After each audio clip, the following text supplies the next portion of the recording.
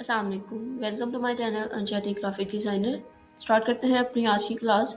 तो आज का जो हमारा मेन टॉपिक है कि हमने अपना एनिमेटेड बैकग्राउंड कैसे क्रिएट करना है, वो भी कैनवा पे। तो ऑलरेडी मैंने यहाँ पे एक फेसबुक पोस्ट साइज ले लिया हुआ है, ठीक है। इसका मैं बैकग्राउंड का कलर चेंज कर देती हूँ।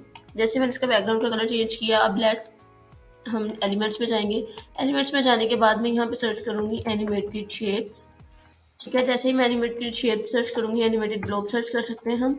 वो डिपेंड करता है आप पे कि आपने उस पर क्या सर्च करना है, ठीक है। तो मैं यहाँ पे एनिमेटेड ग्लोब सर्च नहीं कर रही। अगर यहाँ पे आप ग्लोब्स लेना चाहते हैं तो आप ग्लोब्स भी ले सकते हैं, बट मैं यहाँ पे सर्च करूंगी एनिमेटेड शेप्स।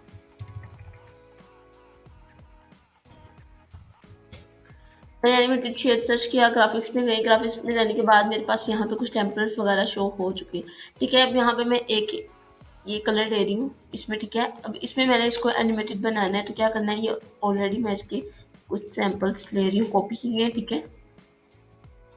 इनको मैं थोड़ा सा इसका साइज स्मॉल कर देती हूँ।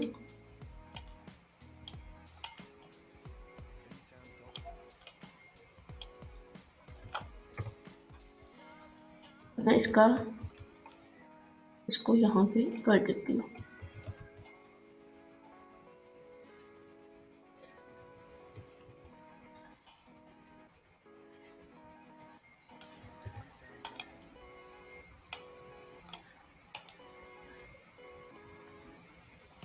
आप देख सकते हैं कि बहुत ही प्यारी सी लुक में हमारे पास एक एनिमेटेड बैकग्राउंड क्रिएट हो गया है। अब हमने इस पर कुछ टाइप वगैरह करना है तो वो टाइप कर सकते हैं, वो आप भी करते हैं। मैं यहाँ पे जस्ट ओनली आपके लिए एनिमेटेड बैकग्राउंड टाइप कर देती हूँ, ठीक है।